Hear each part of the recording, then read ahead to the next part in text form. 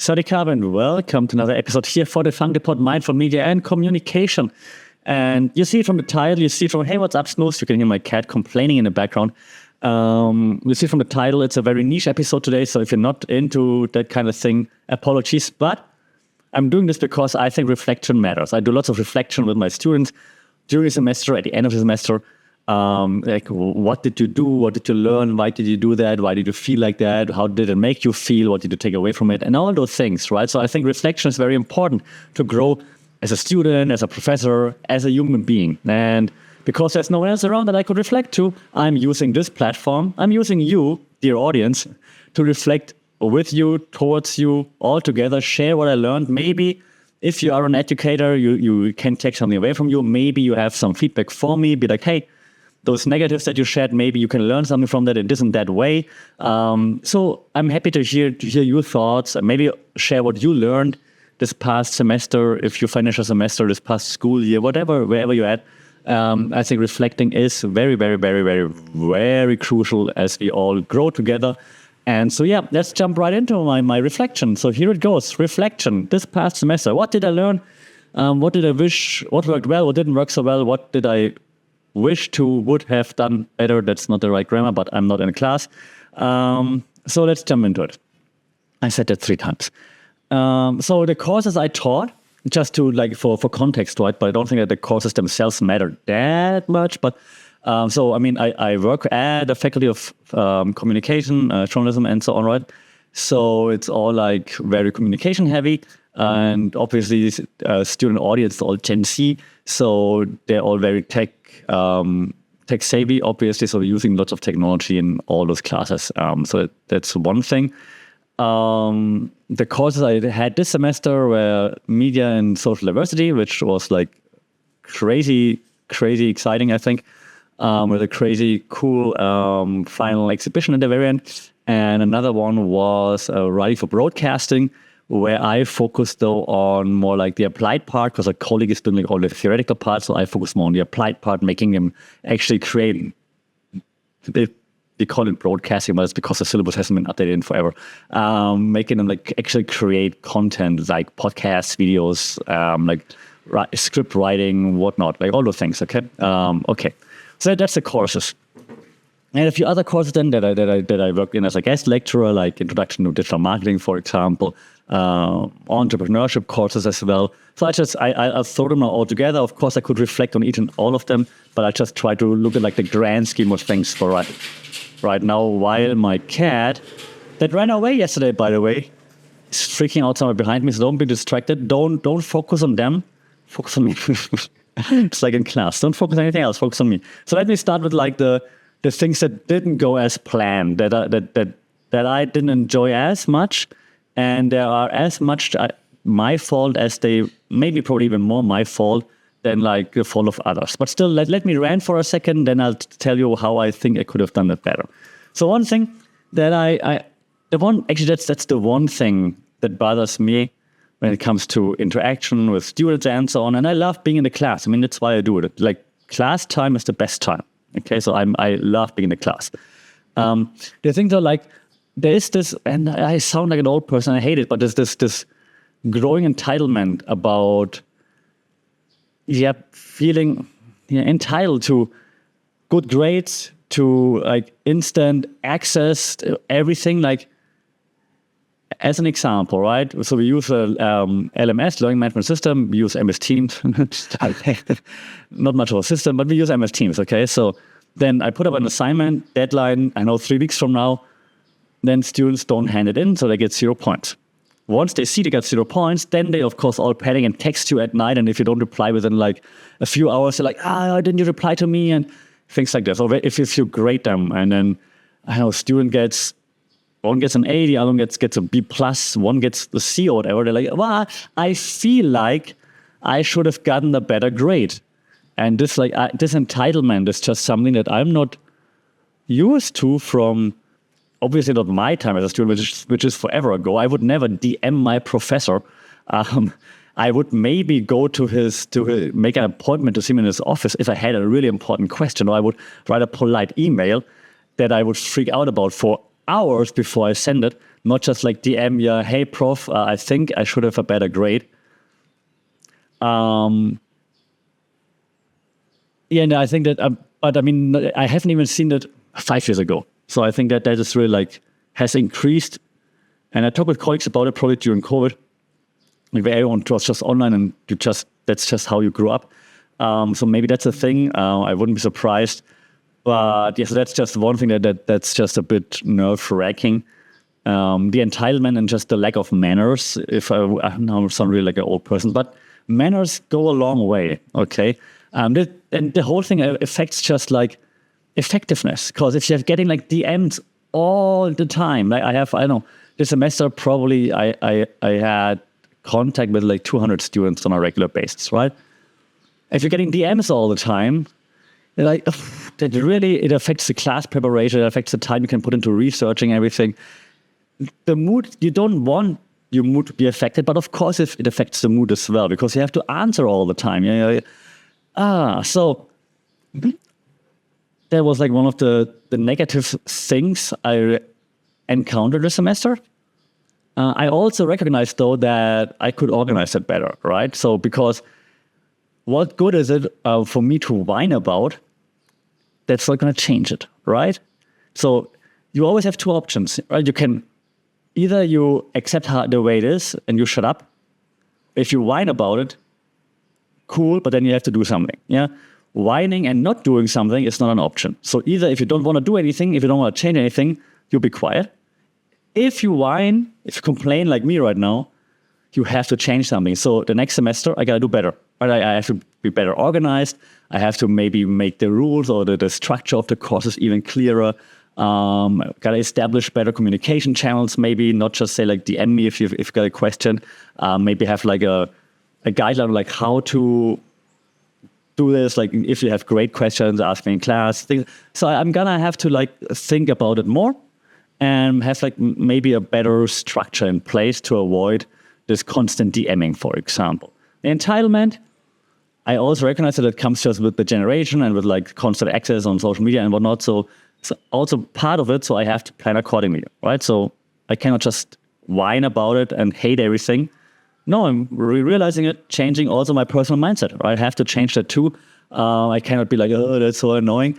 Got to adapt to it because that's what I signed up for. And that's the challenge. Challenges are good. Challenges make it better. Challenge accepted. Speaking of challenges, though, because it's a student challenge. So with student challenges, I'm good because I like being with students. I like teaching. I like seeing them grow. I like seeing them learn. I like seeing them going like, I understood something. It's awesome. Okay, so I love it. Challenges I don't love are admin challenges. Cool. Getting things approved in the year 2024 is a bit ridiculous. I mean, generally speaking, not pointing fingers, but I mean, we see the advent of AI, for example, is everywhere. And I'm not getting any AI tools approved, for example. So I all paid out of my own pocket. That's why I started the AIcomlab.com. If you want to collaborate with me / us, my students, reach out if you want to sponsor something because we're not getting anything from anywhere else. Kind of crazy. Requesting like budget and things like this just gets completely shut down. And you're like, you don't want to be left behind, but you're not investing in the future. That's frustrating. And even if I change my mindset, it's not going to change, unfortunately. So that's the challenge that is a bit annoying from like a back end kind of thing, if I might say like this.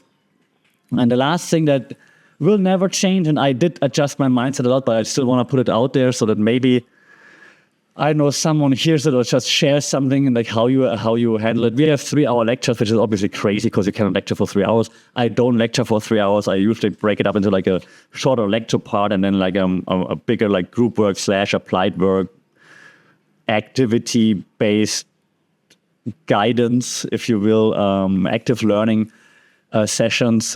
But so 3 hours locking teenagers or early 20s, is this thing, in a room for 3 hours with a teacher, with a professor. I don't think that's the best format. I still think that's effective, even though we're trying to adjust, of course, as teachers, lecturers. But alternative formats would be like making the sessions like half as long and having 2 of them per week, for example, might be easier. But that's obviously less convenient for everybody because you have to travel more often to the faculty, for example. But yeah, it's just 3 hours is still crazy long in my opinion. But hey, enough of the whining and complaining. Let's talk about the positives. What did I take away? What positive things did I take away? One thing I took away is that students do appreciate, even though there's entitlement and they want to have access all the time. That's not because they're mean or anything. That's just because that's what they're used to, right? So it's not like they're saying, I'm gonna bother my professor. Professor, of course not. It's just the way they're used to communicate like that. So deal with it, adapt to it, help them to get better. I did see that they do appreciate if you put in effort.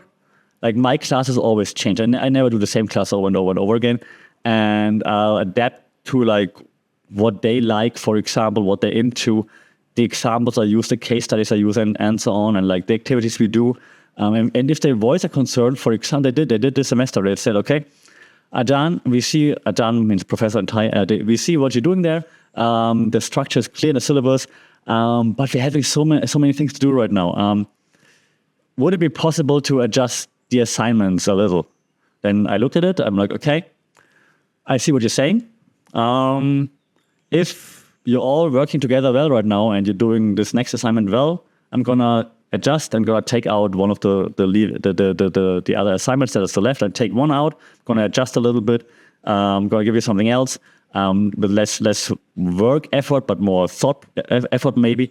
So yeah, we're a team there. It's not that I'm handing them the grades, but I listen. I say, okay, you're making a good point. We're the faculty of communication. So if you communicate your thoughts well, I'm happy.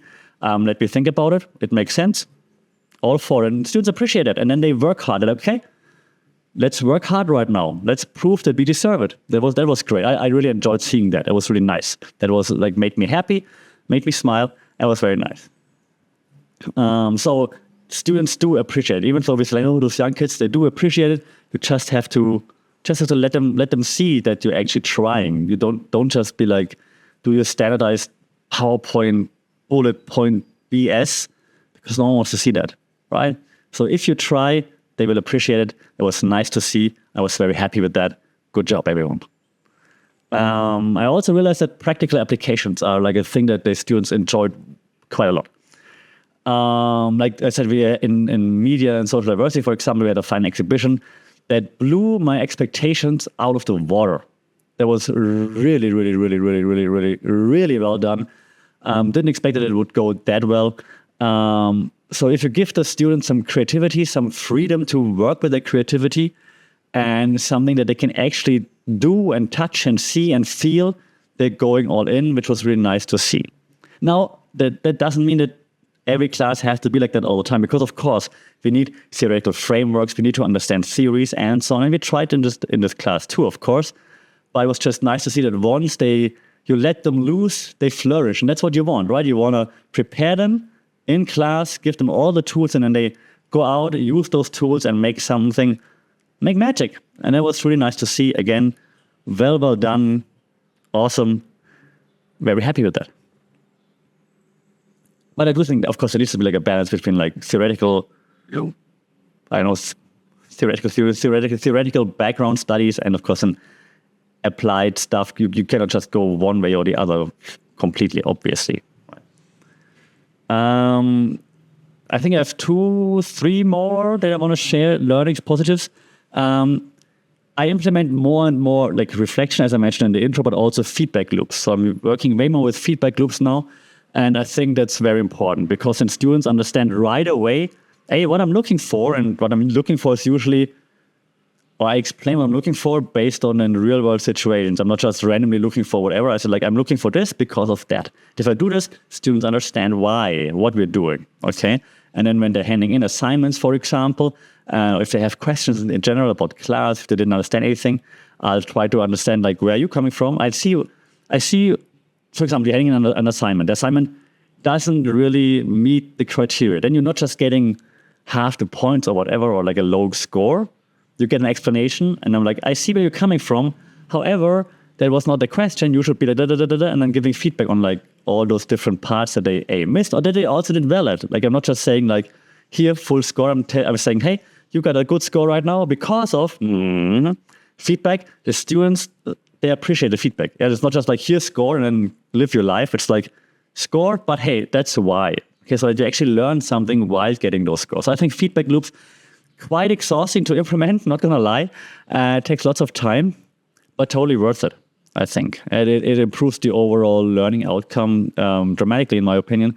So using feedback loops, definitely something that I would recommend, and I will keep doing in like this more or less more elaborate manner, to be honest. So continuous feedback, I think, should be integrated in any kind of teaching, and really, really helps to improve the overall teaching / learning outcome. So that was pretty nice to see that actually worked. Even so, it was a bit weird at the beginning for the students, I think, to get that much feedback from a professor, because they're not used to that, I think, to like always be in contact, like always get something.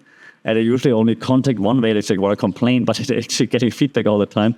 Something new, I think, but I think that's very, very helpful for both of us, because they, again, get the feedback, and I see where they're at in their learning journey. So I can intervene. I don't have to wait until the very end, until they maybe fall off the cliff and it's too late. I can see, oh, they're running towards something that I don't want them to run towards right now. Let me help them, guide them back a little, right? You can still keep running, but like, let me just show you maybe the direction a little bit, change a little bit, rather than just wait until they run against the wall, fall off the cliff, and then it's too late. Okay. All right. So reflections, I think, are a great feedback are a great thing to do, hand in hand with reflections. What I just said early on. So I do reflections not just at the end of the semester. I do it like after bigger assignments. I do like mini reflections after like with assignments, with bigger assignments that I have. Then I do them at the midterm exam time, and I do them at the end again. But like I said, mini reflections in between to see how everyone's feeling, how they think that impacted their learning journey. Why did we do this right now? What did they learn from it, and so on. Again, reflections, I think, very underestimated tool to actually enhance overall growing. It's not just about the stuff that you actually like memorize, obviously, because it's not about memorizing things. It's about like growing as an individual, and then taking, of course, what you learn in class with you. And I think reflections, very, very, very, very important. Feedback loops, feedback and reflection hand in hand together. It's one of the best teaching tools, I think, that I'm using these days. And this just leads me to the last point. I've been doing this now for 10 years, the teaching thing, and I love it as much as ever. So as soon as I enter the classroom and I grab the mic and we go, let's go, I'm like, yes, I'm happy. This is what I want to do. So just big thank you to like everyone who's made it work up until now, everyone who came to class, who gave me the opportunity with not much background in teaching to actually start teaching 10 years ago. And now I want to say I have hopefully like a huge, like, I know, array of resources in this regard, but back then. So yeah, still loving it, still enjoying it. I had lots of fun this semester, can't wait for next semester. Excitement. That's all I wanted to say with this reflection, at the end. It's all about being excited. It's really cool. When students go, it's the best thing ever. You just heard my cat do the same thing. It's the best things ever. Okay. Last part of this episode today is just lessons learned and a few future ideas, right? So learning future ideas. So I said it earlier, I got to adapt to students' needs better. So I'm going to have some strategies in place, how to handle this entitlement, that's how I call it, right, a bit more effectively, giving them a bit more structure on like how to approach me, maybe even like when to approach for certain things, making this a bit clearer. I think that's going to help a lot and going to make it like easier for them and for me as well. Maybe even like have some changes in like communication, like saying like, hey, DMs only if or only from to then, or and maybe we like put out some grading policies so that there are less questions about grading, for example. Even though I have like elaborate explanations in every single assignment, maybe just like an overall grading policy that everyone can refer to would be easier. Let's see about that. So I'm going to adapt to that, of course. When it comes to the admin hurdles, well, since the internal funding and stuff doesn't work, I created a website, for example, aicomlab.com. if you're into like any kind of AI and communication, if you want to be involved, if you're like a big company that wants to be involved, get access to students' research papers, my research papers, student research. You could get interns and so on. Get in touch, aicomnet.com. There's all the contacts, faculty contacts, my contacts, everything is on there. Reach out. See, I'm changing mindset. If I don't get it internally, we're getting it externally. Let's get to it and do it. So reach out, get in touch, would be fantastic. Lastly, I also, and big shout out, and I've been saying that many times, but still big shout out to the D School, because of Stanford, because ever since I took that long course at the D School on like innovative teaching methods, I just keep trying to be innovative. Like I'm not sure if I am very innovative, but I try to implement new ideas, new things in every single class that I'm doing. Changing teaching styles, changing lecture formats, changing activities, experimenting a lot. And that's what I took away from doing this course at Stanford with the D School. So D School people, you know who you are. Thank you very much for that. I'm still inspired by it even 2 years later. And I'm not going to stop. And I just love experimenting in class and more experimenting to come, for sure. So that's what I'm very much looking forward to for the next semester. I think that kind of concludes my quick reflection / recap here. Next episode will be again about like media and mindful communication as usual, as you're used to, of course. But for now, if you're an educator or if you're a student in education, if you're a student or an educator or someone involved in education, I would love to hear your feedback. What did you learn this past year, semester, module, whatever you call what you're doing? And what are some of your learning, some of your I know the points that stress you out. What are some of the positive takeaways? How do you going to change your approach next semester, next module, next year? Shout out would be cool in the comments at funkitpod on social media, funkitpod@gmail.com. If you want a direct line, like, share, subscribe, leave a review. That would be cool so we reach more educators, students, but also other people. Until then, stay safe, take care, and we talk next time.